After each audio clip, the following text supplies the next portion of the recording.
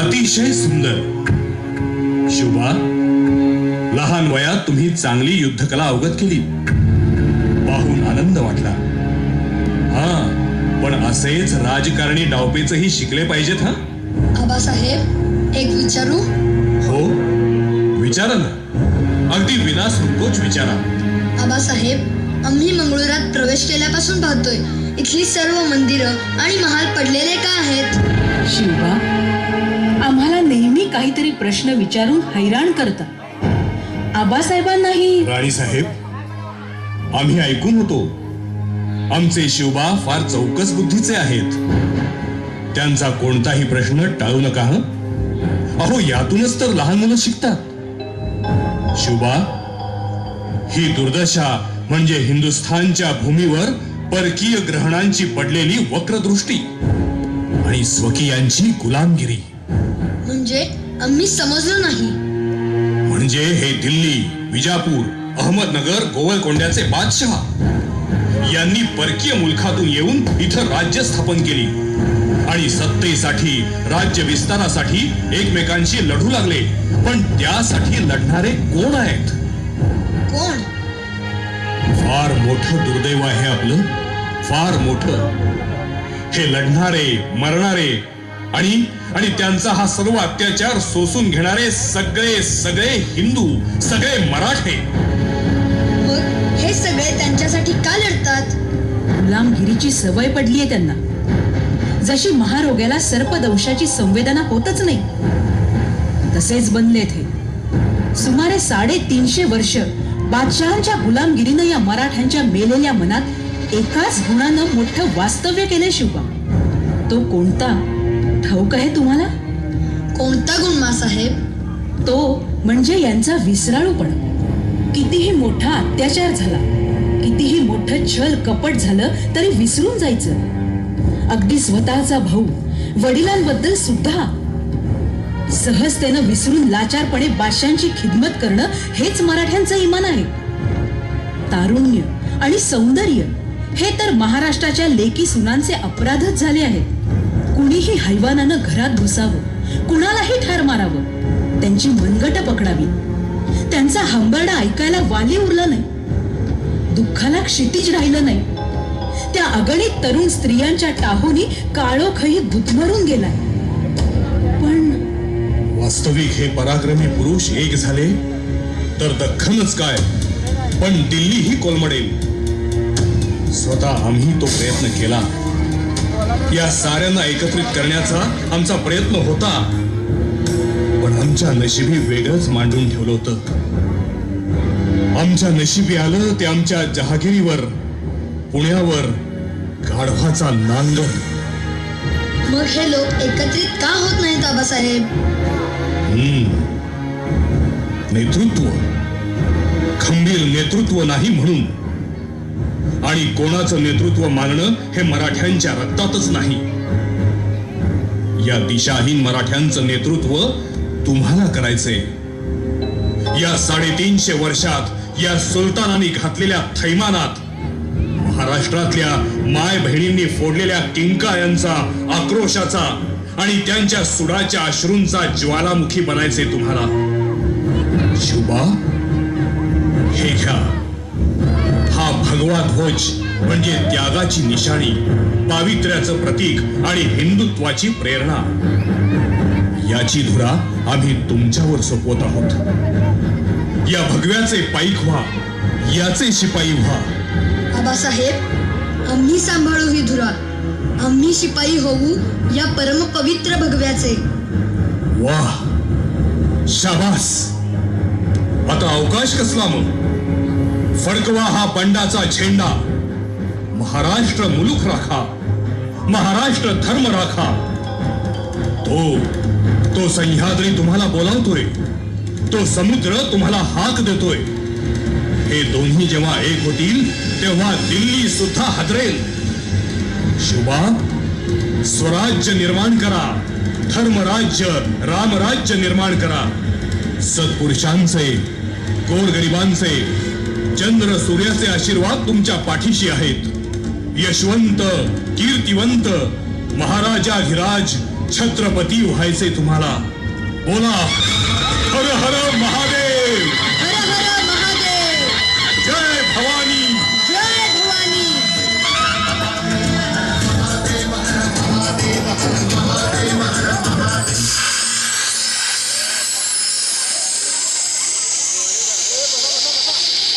स्वारी काय विचारात आहेत? राणीसाहेब, फडकवला. शिवबांनी भगवा फडकवला. दिल्लीपर्यंत दहशत बसवली. रामराज्य निर्माण केलं, हिंदू राज्य निर्माण केलं. स्वराज्य अगदी आमच्या मनातलं राज्य निर्माण केलं. किती आज्ञाधारक, किती कर्तव्यदक्ष आणि माता पित्यांना सन्मान देणारा पुत्र आहे आमचा. आम्हाला अभिमान वाटतो आमच्या या पुत्राचा, शिवबाचा. हो, आणि शिवबानंही आपल्यासारखीच प्रेरणा देऊन हे रामराज्य राखणारा, वाढवणारा, शूर, पराक्रमी, धर्मासाठी बलिदान देणारा, मातृ पितृ भक्त म्हणून शंभूबाळ घडवला. स्वराज्याचा उत्तराधिकारी तयार केला. खराय राणीसाहेब, खराय. पण राणीसाहेब, सध्याच्या युगामध्ये तसा मुलगा आहे कोणी? आहे कोणी आई वडिलांना मानणारा, त्यांचं अस्तित्व जाणणारा? आहे, पण वडिलांना तुच्छ लेखणारा, त्यांची मानहानी करणारा. पाचवीला पुजलेल्या दारिद्र्याचे चटके आयुष्यभर सहन करून आपल्या मुलावर त्याचं सावटही पडू न देणाऱ्या पित्याच्या वेदना जाणणारा कोणी आहे? नशिबाची भोकं पडलेले कपडे फाटून चिंध्या होईपर्यंत घालणाऱ्या आणि मुलीला चांगलं स्थळ मिळावं म्हणून पायातल्या फाटक्या वाहनांची फिकीर न करता पायपीट करणाऱ्या, वडिलांची कदर करणारा असा कोणी मुलगा आहे का सध्या? राणीसाहेब, तो पहा, तो पहा, तो दामोदर. त्याच्या मुलाचं उदाहरण समक्षच पहा.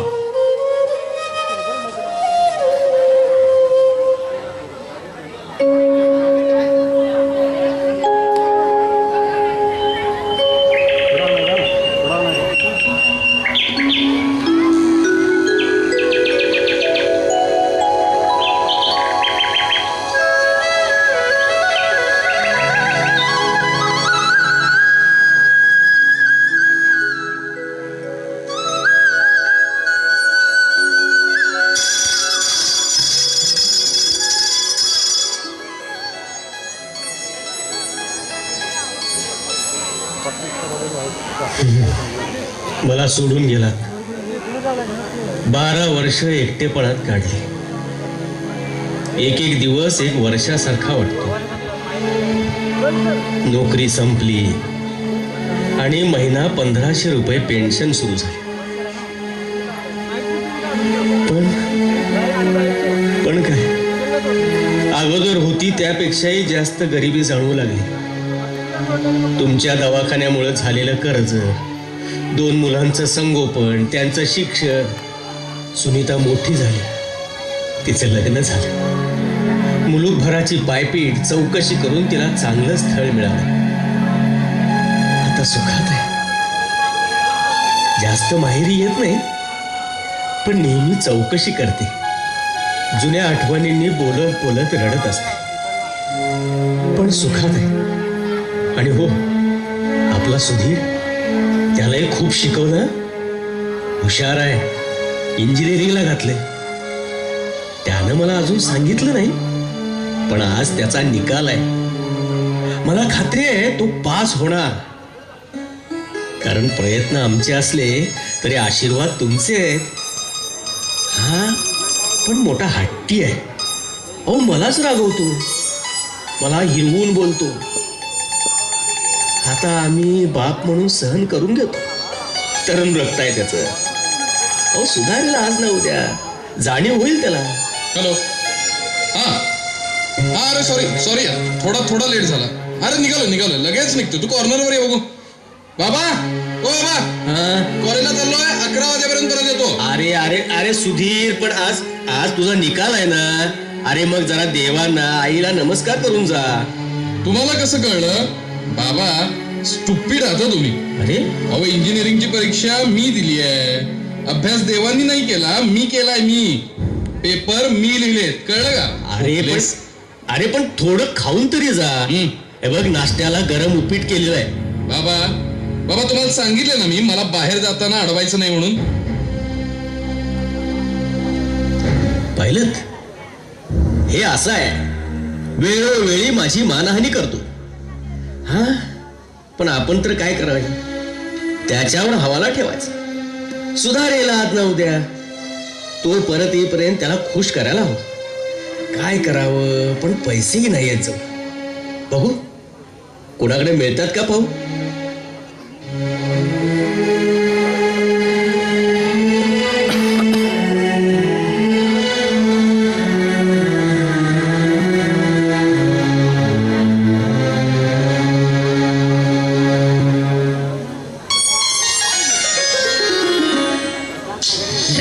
काय वैताग काय बघितलंस ना?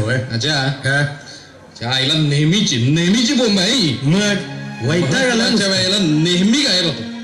कुठं कडमडलेत कुणास ठाऊक. पण आल्यावर थोडं मंगळायला पाहिजे. अरे सुधीर, हा, अरे कधी आलास? हा, तू पास होणार याची खात्री आहे मला. बरं, मार्क्स किती मिळाले ते सांग फक्त. 70%. अरे वा, छान. आणि अजय तुला? मला 65% मिळाले.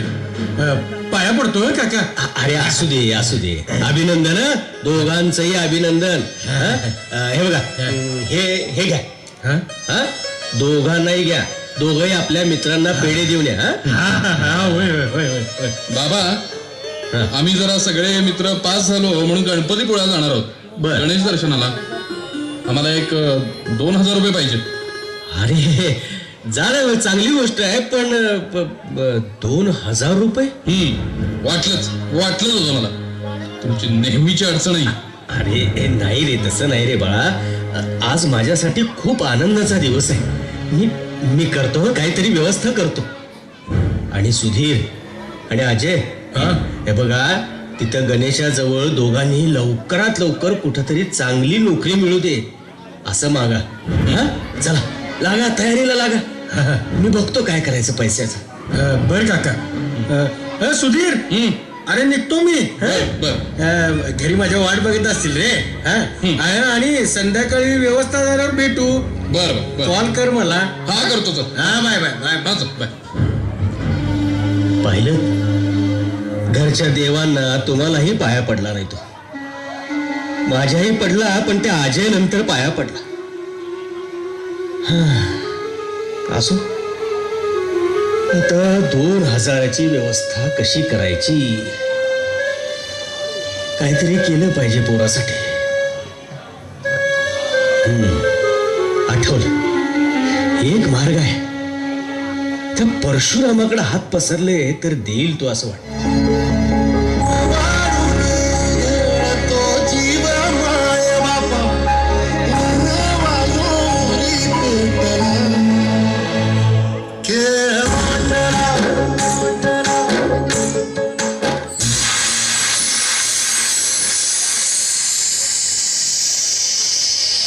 पाहिलं राणीसाहेब, दामोदरनी देवदर्शनाला जाणाऱ्या मुलाला आपल्या मित्राकडून उसने पैसे आणून दिले. पण मुलाला त्याची काही किंमतच नाही, कारण वडिलांविषयी त्याच्या मनात नेहमी द्वेषच आहे. होय, पाहतोय आम्ही. आणि देवदर्शनाच्या नावाखाली त्यांचे काय उद्योग चाललेत हे सुद्धा पाहतोय. ज्या गडकोटावरती शिवबांनी स्वराज्य निर्मितीसाठी मसनती केल्या, अनेक निधड्या छातीच्या शूर मावळ्यांनी स्वराज्यासाठी या गडकोटावरती रक्ताच्या थारोळ्यात वीरमरण स्वीकारलं, त्यांच्या आत्म्याचं अजूनही या गडकोटावरती वास्तव्य असेल याची थोडी तरी कल्पना नसेल ना. त्याच गडकोटावरती येऊन हे नालायक यवनी राज्यकर्त्यांचा अंमल सरेआम करत आहेत.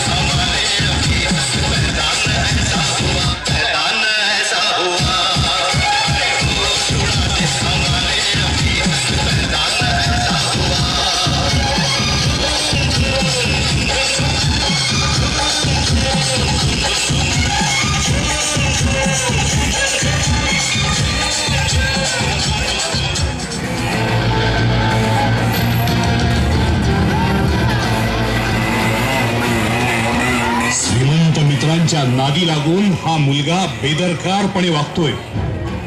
शिक्षण पूर्ण होऊन 2 वर्ष झाली तरी त्याला नोकरी मिळत नाही आणि नोकरी नाही म्हणून त्याचं लग्नही होत नाही. असल्या बदफैलीला जेवण बनवून घालणं अजून त्याच्या नशिबी किती दिवस आहे कोण जाणे. पण मुलाचं व्यसन आणि व्यभिचार वाढत चाललाय याची चिंता त्याच्या मनाला लागली. दामोदरच्या नशिबाचे भोग आणि गरिबीचे चटके अजूनही संपत नाहीत.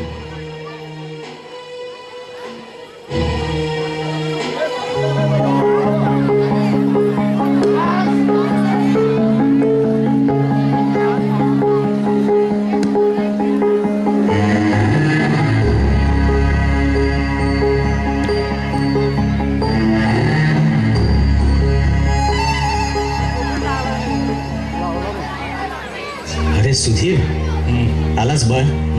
काय झालं इंटरव्ह्यूचं? इथं तरी होतंय का तुझं सिलेक्शन?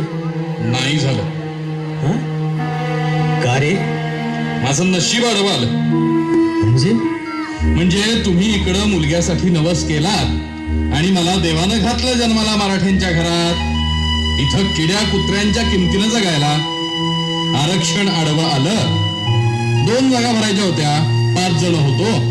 त्या 3 मराठे, 3घही परत फिरलो. असं होय. जाऊ दे रे सुधीर, एवढं मनाला लावून घेऊ नकोस. अरे मराठ्यांच्या कुळात जन्माला यावं म्हणजे थोर भाग्याचं. येतील आपलेही दिवस येतील.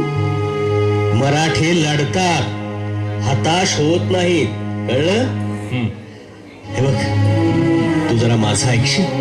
आता तुम्ही काय सांगणार आहे? हेच ना, स्वतःला सावर, धीर धर, मिळेल नोकरी. नाही, आज मी जरा वेगळंच सांगणार आहे. अरे बाळा, माझ्या या बनियनला पडलेली भोक म्हणजे माझ्या काळजाला झालेल्या खोल जखमा आहेत. हे बघ, मी काय सांगतो ते नीट ऐक. नोकरी करायची म्हणजे कोणाचंही काहीही बोलून घ्यायचं, कोणाच्याही विनवण्या करायच्या, वरिष्ठांची मनधरणी करायची आणि तरीही काय मिळतं? शिव्या, ही गरिबी. बघ, तू असलं काहीही करू नकोस, नको करूस नोकरी. मग काय भीक मागू? नाही सुधीर, मी काय सांगतोय ते लक्ष देऊन ऐक. तू स्वतःचा व्यवसाय कर. ही लागलेली सगळी व्यसनं सोड. अरे हेच वय असतं प्रत्येकाला काहीतरी करून दाखवायचं, काहीतरी कमवायचं. आणि याच वयात तुम्ही तरुण मंडळी असे व्यसनांच्या आहारी जाऊन असे भटकत गेलात तर आमच्या सारख्या आई वडिलांनी कुणाकडे आशा धरायची, कुणाकडे बघायचं बाळ? बाबा, बोलणं एवढं सोपं नाही व्यवसाय करणं. त्याला पैसे लागतात, पैसे. काय इन्व्हेस्टमेंट करणार हो तुम्ही? काय कमवून ठेवलंय आज तागात माझ्यासाठी? अहो, व्यवसाय करायला किती पैसे लागतात हे तरी माहितीये का तुम्हाला? कमीत कमी 2 लाख रुपये आहेत तुमच्याकडं. म्हणे व्यवसाय करा. हे बघ सुधीर, बघूया आपण काहीतरी व्यवस्था होते का ते बघूया. अरे तुझ्यासाठी आजवर इतकं केलं, यापुढेही तुला तुझ्या आयुष्यात स्थिर झालेलं, कमवतं झालेलं मला बघायचंय. तुझ्या लग्नाचं पार पाडून मगच मला निवांत व्हायचंय. हे बघ बाळ सुधीर, तू स्वतः काहीतरी करशील तर 4-2 कुटुंब तुझ्या जीवावर जगतील. पण हे असं डोक्यात खूळ घालून घेऊ नकोस बा. ठीक आहे, नाही ठीक आहे. अगोदर पैशांची व्यवस्था करा आणि मगच एवढी मोठी स्वप्न रंगवा. चला जेवायला द्या, मला भूक लागली. करतो व्यवस्था करतो. चल, जेवण करून तयारच आहे, तुझीच वाट बघत बसलो.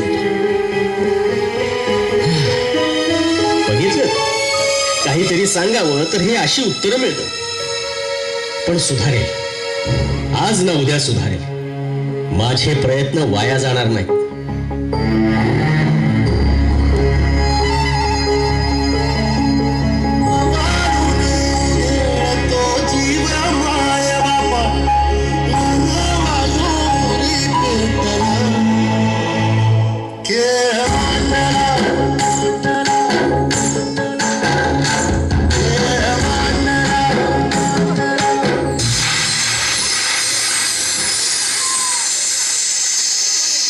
राणीसाहेब, दामोदरनी मुलाला युक्ती सुचवली, पण 8-10 दिवस झाले हा दामोदर कुठं गायब झालाय?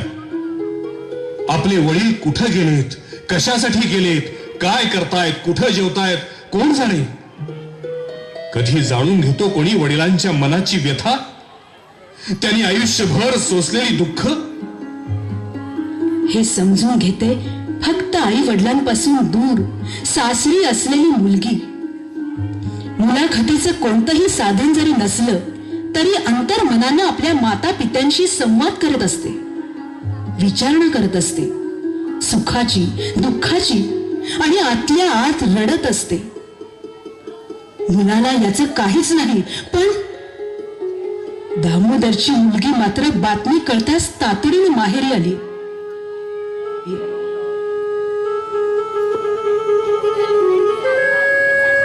काय झालं? काही लागला पत्ता? कळलं का बाबा कुठे आहे? अगं ताई, मला कसं कळणार? मी काय त्यांना शोधत फिरू का ह्या गावी त्या गावी? आपल्या गावात तर नाहीत. कुठं उलटलेत कुणास ठाऊक. किती निष्ठुर आहेस रे. तुझ्या मनाला जरा सुद्धा लाज वाटत नाही? आज बाबा घरातून जाऊन 10 दिवस झाले. त्यांना शोधायचं तर सोडच, पण त्यांची कुठं चौकशी सुद्धा केली नाहीस तू. ताई ते का लहान आहेत का त्याला घरी शोधून आणायला? तुझ्या ह्याच वागण्यानं बाबा घर सोडून गेलेत. कुठे असतील, काय करत असतील, जेवतात कुठे, झोपतात कुठे? माझ्या आयुष्याचा एकच आधार तेवढा, पण त्यांना तू नेहमी कुचेष्टेनं बोललास, हीनपणाची वागणूक दिलीस. मग काय करू? इथं झोपाळा बांधून हलवत बसू त्यांना? अरे नीच माणसा, जरा आठव. एवढंच होतास रे. आई आपल्याला सोडून गेली. दोघांचं शिक्षण, दोघांचं जेवण तयार करणं, माझे केस विंचरणं, सर्वांचे कपडे धुणं, शाळेला जाताना नीटनेटके कपडे करणं.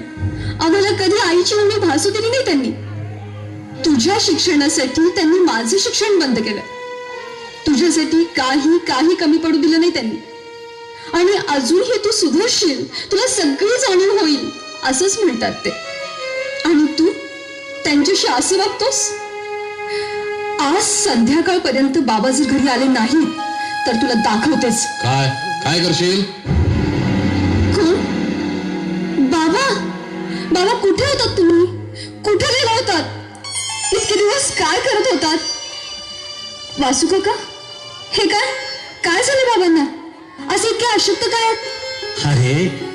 अरे सांगेन सगळं. अगं सुनीता, आम्हाला अगोदर आत तरी येऊ दे. तुम्हाला भेटले तरी कुठे आहे? अगं दामोदर माझ्याकडेच आला होता.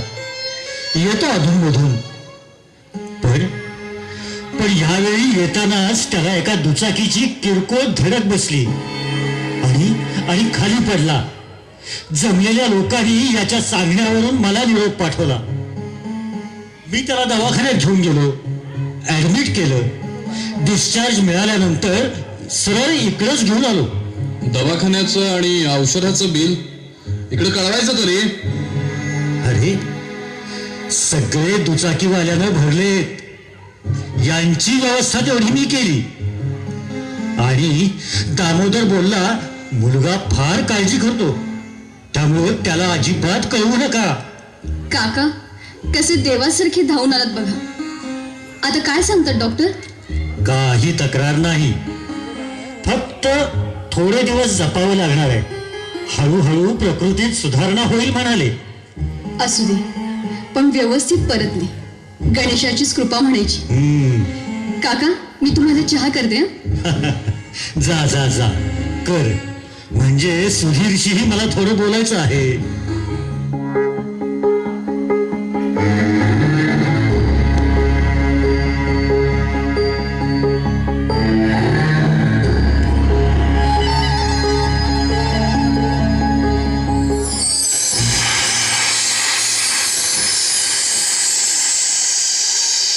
राणीसाहेब, हा वासू म्हणजे दामोदरचा जवळचा मित्र. वासून त्या सुधीरला त्याच्या वागण्याबद्दल चांगलंच खडसावलं, पण त्याचा काडी मात्र फरक पडणार नाही. कारण राणीसाहेब, आज्ञाधारक, कर्तव्यदक्ष, आणि माता पित्यांना देव मानणारी, त्यांना सन्मानाची वागणूक देणारी मुलं इतिहासात जमा झालीत. आणि साहेब, दामोदरनी आपल्या मुलाला एक रकमी 2 लाख रुपये दिले. ते कोठून आणले याचं गुपित अजून कोणालाही उलगडलेलं नाही. आणि त्या पैशातून त्याच्या मुलानं आपला स्वतःचा स्वतंत्र व्यवसाय सुरू केलाय. त्याचा व्यवसाय अगदी सुरळीत सुरू आहे. दामोदर म्हणत होता त्याप्रमाणे खरोखरच 4 कुटुंबांचा उदरनिर्वाह त्याच्या जीवावर चाललाय. त्याच्या स्वभावात फरक जरी पडला नसला तरी तो स्वतःच्या पायावर उभा आहे. भरपूर कमावू लागला आहे याचं समाधान मात्र दामोदरच्या चेहऱ्यावर दिसू लागले आता. हो ना. आणि कमवू लागल्यानं सुनीतानं त्याच्यासाठी एक मुलगीही ठरवली आहे. कारण तिच्या बाबांच्या आयुष्यभराच्या प्रयत्नांना यश येऊ लागलं आहे आता. पण दामोदरची प्रकृती मात्र पूर्ण खालावली आहे. सुनीताच्या सारख्या सांगण्यावरूनच सुधीर त्याला मोठ्या वैद्यांकडे उपचाराला नेण्यास तयार झाला. पण सध्याचे वैद्य प्रथम सर्व वेगवेगळ्या तपासण्या करणार, नंतर त्यांना उपचाराची दिशा कळणार, त्यानंतर उपचार. पण तोपर्यंत बिचारी सुनीता मात्र वडिलांच्या काळजीनं कासावीस होत आहे.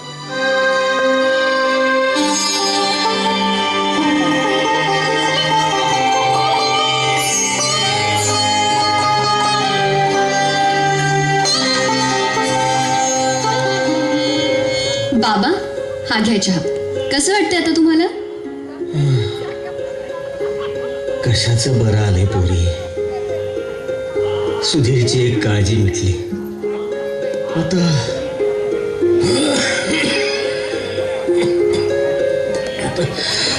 कधी मला काही झालं. असं का बोलताय बाबा? सुधीरला तुमचे रिपोर्ट आणायला पाठवले मी. डॉक्टरनी सांगितलंय उद्यापासून तुमच्यावर उपचार सुरू करणार आहेत ते, आणि सगळं ठीक होईल. अगं काय होणार आहे हे डॉक्टरांच्या अगोदर मला माहिती आहे सगळं. म्हणून मी दवाखान्याला नाही म्हणतोय. हा काय, सुधीर आलाच. सुधीर, काय म्हणाले रे डॉक्टर? सगळे रिपोर्ट्स नॉर्मल आहेत ना? थांबा थांबा बाबा, यांना आत येऊन झोपव. आणि ये जाऊन या आधी.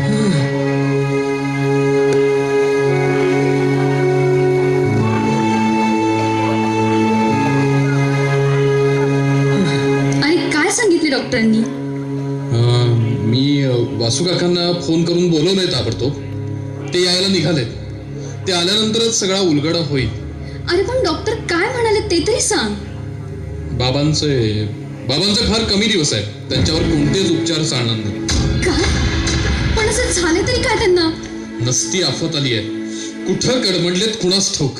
सुधीर, ताई, अक्कल कुठं गहाण ठेवलीस की दारूच्या ग्लासात ओतून पिऊन टाकलीस?